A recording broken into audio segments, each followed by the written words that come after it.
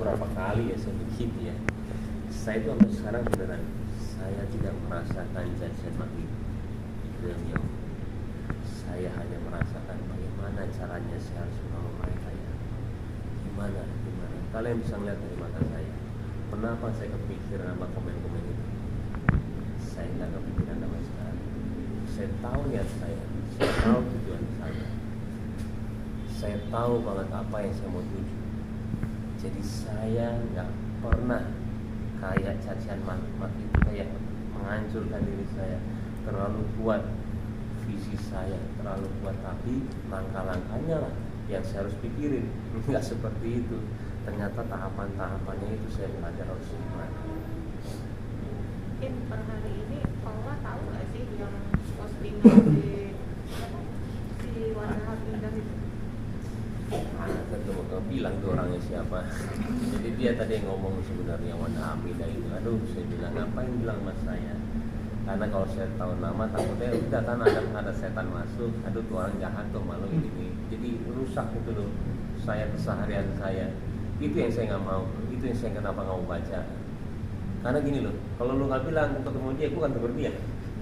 Hai, apa kabar? Dan dia akan bingung lihat gue. Kok dia diginin gue? Gak apa-apa ya. Karena kita nggak baca, karena kita positif tinggal sama dia. Tapi kalau lu udah bilang sama gue ketemu orangnya, aduh, itu lagi ini gue bilang. Gue tegur kagak ya, gue bilang. Dan kepura-puraan kita kelihatan banget. Dan gue pun juga nggak baca sampai sekarang apa yang ditulis Pak Ridwan Kamil sampai detik. Nggak baca se-viral itu, sumpah saya nggak baca. Cuman saya mau tetap berpikiran dia orang baik. Saya sampai sekarang masih adore sama dia. Saya tahu bahasa-bahasa dia itu bahasa agama yang tidak dibuat-buat. Saya tahu dia orang yang baik. Sampai detik ini, makanya saya datang ke makamnya. Saya benar-benar belajar apa artinya anak yang di samping saya. Anak buat saya itu saya nggak mau tinggalin saya terus ini. Kalau misalkan kita kehilangan anak kita nggak bisa balik lagi. Itu cuma hanya jadi memori kita dan penyesalan. Kenapa gue nggak tiap hari sama dia? Makanya saya datang ke makam. Terima kasih. Dia bilang, Eril mengajarkan saya banyak untuk menjadi seorang ayah. Dan sampai detik ini saya masih bilang sama diri saya, dia orang baik. Makanya saya tidak mau melihat sama mungkin seperti yang tadi ya. Saya nggak mau lihat, biarkanlah semua itu ya udah orang-orang saja.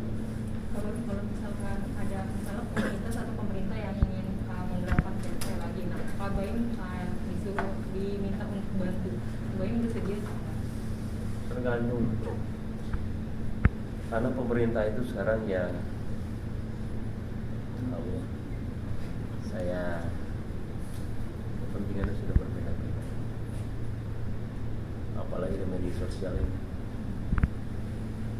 Jadi berlomba-lomba ingin mendapatkan pujian dari komen, sudah berbalik semuanya. Dan saya pun jadi sedih juga melihatnya. Kayak tergantung niatnya, tergantung visi, tergantung orang yang mengajak sama saya siapa. Apakah satu visi sama saya, apakah setulus itu, saya nggak tahu. Tergantung orang. Bapak tadi kan bilang ini kalau sampai di seluruh kota ada event seperti ini kan bisa menambah apapun misalnya baju atau segala macam. Ya, jadi banyak betul. kreativitas. Betul. Jadi kan menambah ekonomi sebenarnya. Betul. Jadi kan siapapun yang tidak tahu harus kemana ini Betul. punya kreativitas kemudian, tapi dengan area wadah ini kan bisa makin berkembang. Betul sekali. Kenapa nggak berpikiran untuk lanjut aja ke Baim? Saya? Iya, untuk jadinya kan yang iya meskipun ada pro dan Gini kontra loh. gitu. Saya tuh pengen. Saya cuma lagi mikirin orang sekeliling saya, karena dia berpengaruh ke dia juga. Jangankan keluarga saya, orangnya sekeliling saya aja ditanyain terus. Gimana tuh si Pak Im ini gimana? Kasihan saya itu. Kalau saya jangan pikirin, cuman kalau saya masih mau maju sejauh itu. Apalagi kenapa sih saya itu kok sebegini pedulinya sama itu?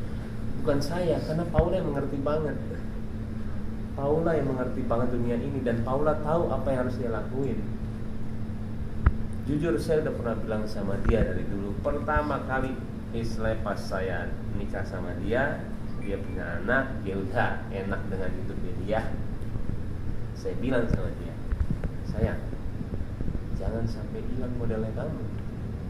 Kamu seorang model yang hebat. Kalaupun kamu gak jadi model, pilihan kamu mau model atau enggak. Walaupun model ini bagian seperti apa, tapi kamu jangan hilang. Kamu harus punya influence sebesar itu buat orang banyak. Mau kamu punya sekolah, mau kamu punya yang seperti ini. Nah, ketika ada yang seperti ini, saya ingat dia. Karena ketika ini jalan, saya tuh nyerahin ini sama dia. Bukan saya menjalankan, saya hanya ide awal, saya hanya visinya seperti ini. Dia yang akan tahu, lebih tahu. Itu benar banget. Sebenarnya itu dari awal saya sudah merencanakan, saya jangan.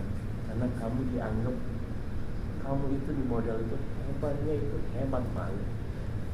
Kalau kamu bisa menggerakkan fashion di Indonesia sebegitu hebatnya, jadi loh, setiap pekerjaan orang yang saya tahu itu siapapun orangnya, ya kalian pun juga, kalian harus punya influence sebesar itu untuk orang banyak. Karena tujuan kita itu cuma untuk menjadi manfaat untuk orang banyak. Apalagi sih, ya ampun, kalian mungkin nanti punya perusahaan yang kayak di infotainment, tapi istilahnya berguna, ini semua itu kan jadi manfaatnya.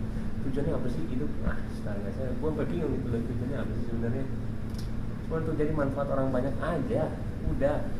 Tapi ketika apa ujian itu tambah banyak, akhirnya dia di pemerintah, akhirnya dia ini uang itu akan ini, ujiannya banyak, cuman tujuannya sebenarnya itu apa lagi sih? Ketika mikirin mau berdiri sendiri udah keluarga, udah pengalaman banyak, mau masuk surga, apalagi manfaat orang banyak. Makanya ya dibilang orang yang paling benar orang yang bisa punya manfaat untuk orang banyak. Makanya saya nggak pernah kayak rugi gitu ya kalau misalkan buat ini apa sih maksudnya. Itu tiap hari orang akan berdoa di situ, mudah-mudahan 1% dari doa itu ke saya, doa itu doang. Saya cuma mikirnya itu doang, tapi orang berpikirannya buat apa ini, mau uang, enggak. Kita punya visi.